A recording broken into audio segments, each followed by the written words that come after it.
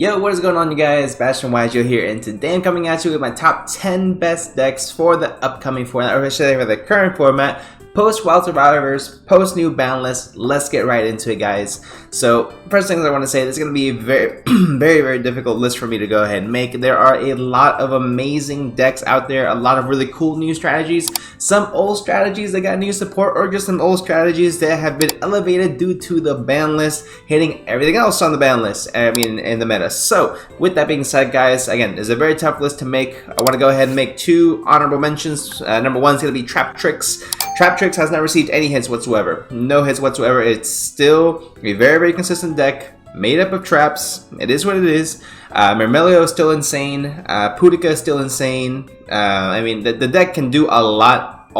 It could do a lot already. Now that all the top tier decks have been taken down a notch, I think TRAPTRIX can be one of the best decks in the format. It's just a matter of, are people going to want to play it? And the same thing goes for the next deck I want to give an honorable mention to, which is Rika Sun Avalon. Right over here. So Rika Sun Avalon has absolutely wreaked havoc at the peak of its game.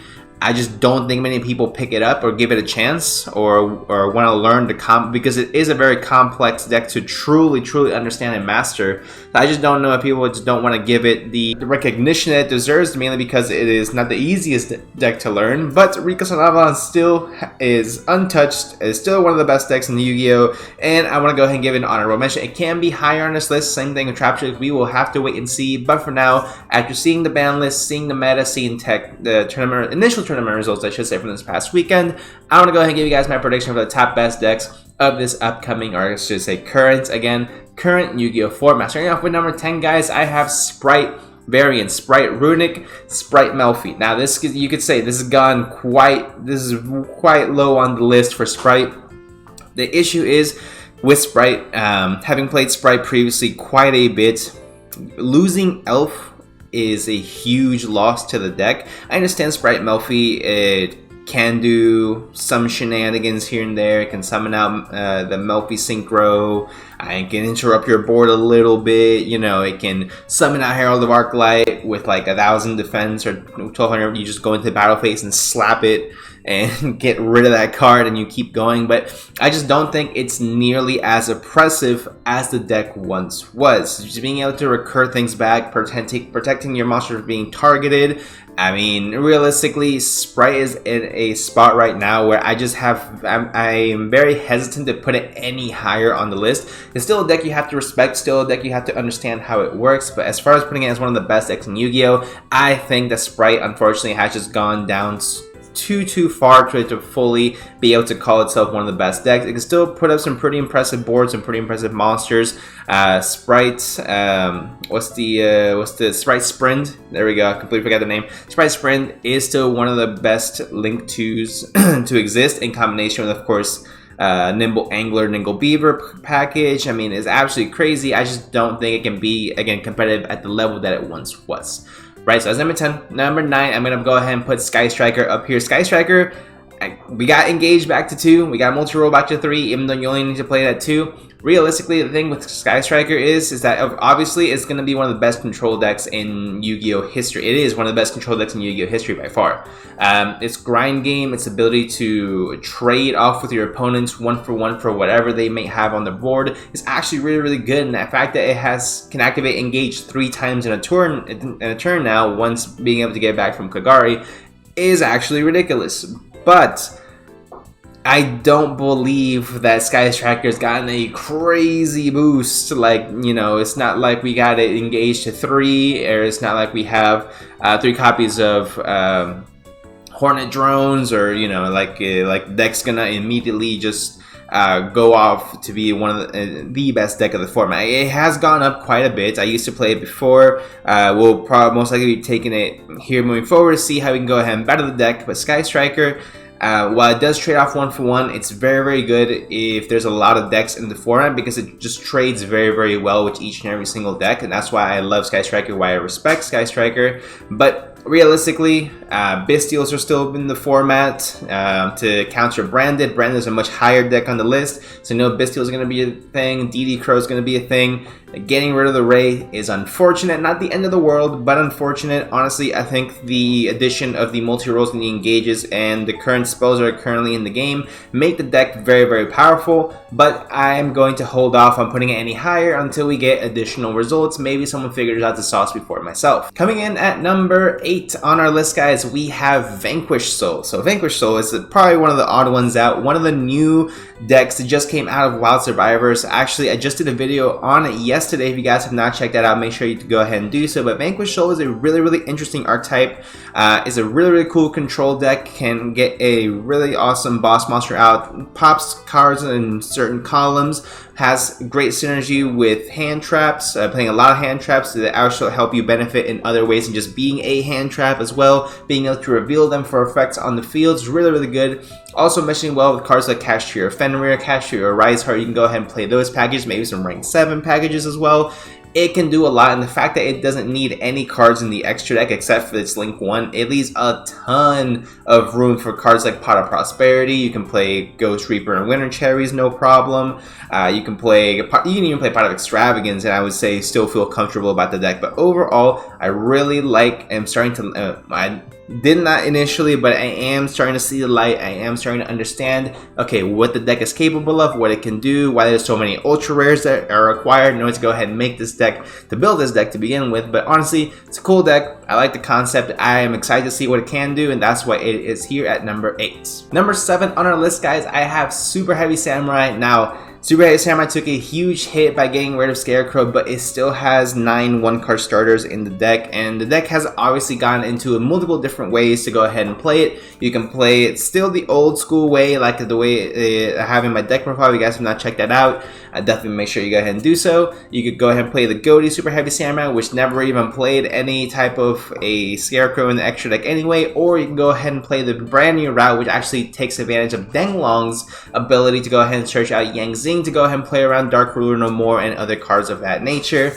Honestly, it can still do a lot on its own as a deck.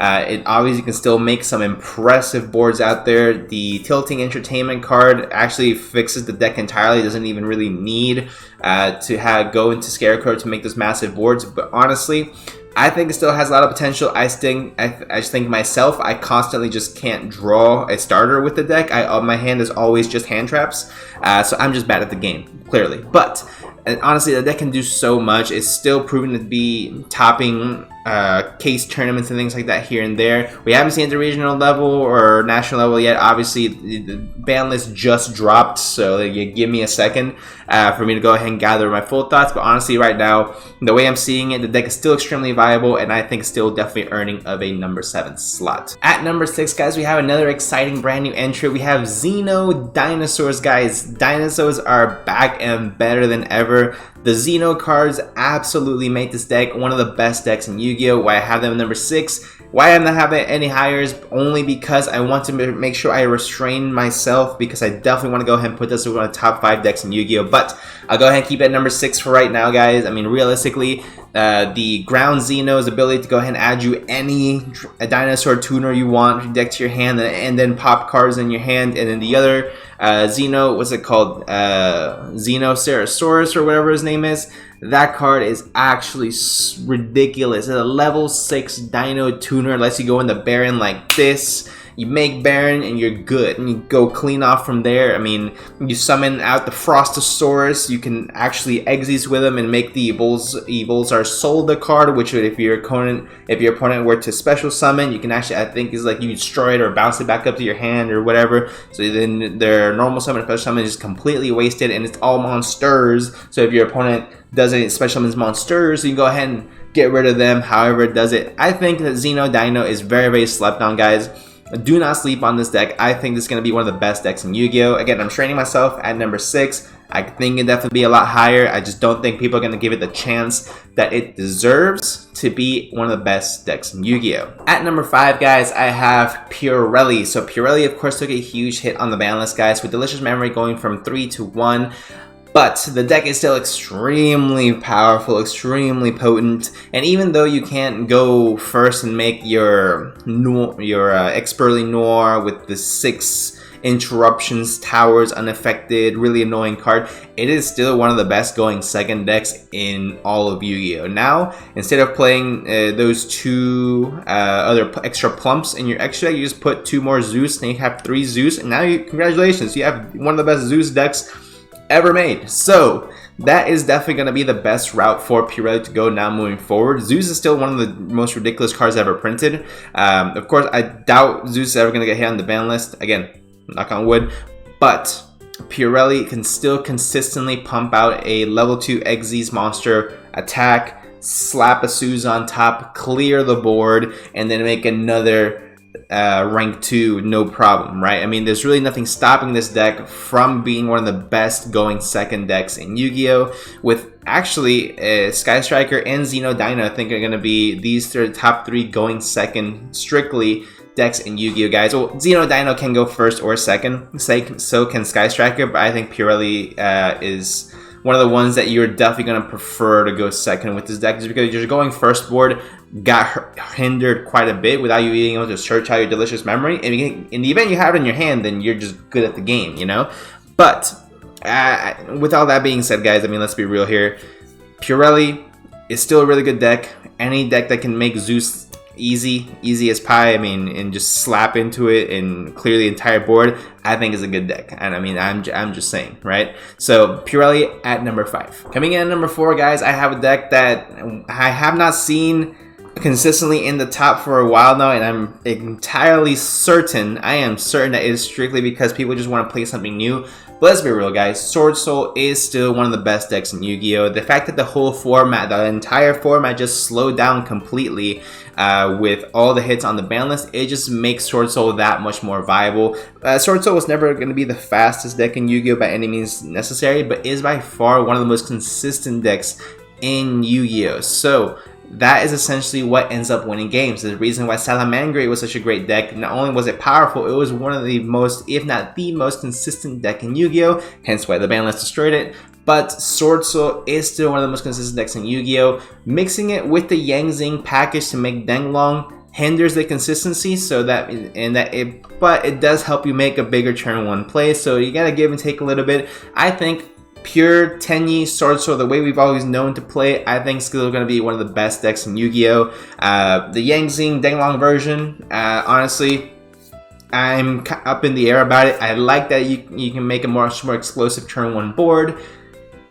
Downside, you lose consistency, so I think I prefer consistency more than anything. If you guys do still want to see a Denglong Yang Zing Sword Soul deck profile, though, let me know in the comment section down below, and I'll get that to you guys as soon as possible. But that's going to be it for Sword Soul, guys. Coming in at number 3, we have Labyrinth. Labyrinth is completely untouched. I mean, Labyrinth has been one of the best decks in Yu-Gi-Oh! And will continue to be one of the best decks in Yu-Gi-Oh! Realistically, I mean, let's be real, guys. The Labyrinth strategy, especially now that people are playing the furniture version, the IKEA mold, if you will, I think Labyrinth is still going to be one of the best decks in Yu-Gi-Oh! The reason I do not put it any higher is because essentially the other 2 decks on this list just out-muscle it, just do so much more on their turn, do so much more on your turn. They just out-muscle it completely, but nonetheless, Labyrinth is still going to be the 3rd best deck in the current format. Labyrinth just being able to go ahead and remove cards from the field and being able to special summon their Lovely and their Lady of the Labyrinth and all the furniture cards are actually going to be a lot more effective than playing a lot of like floodgates, like Skill Drain, things like you still play those cards, but I think the furniture version is just a little bit more effective, lets you play on both turns, you know, yada yada yada, things like that. Number 2, Branded. Okay, number 2 is going to be Branded.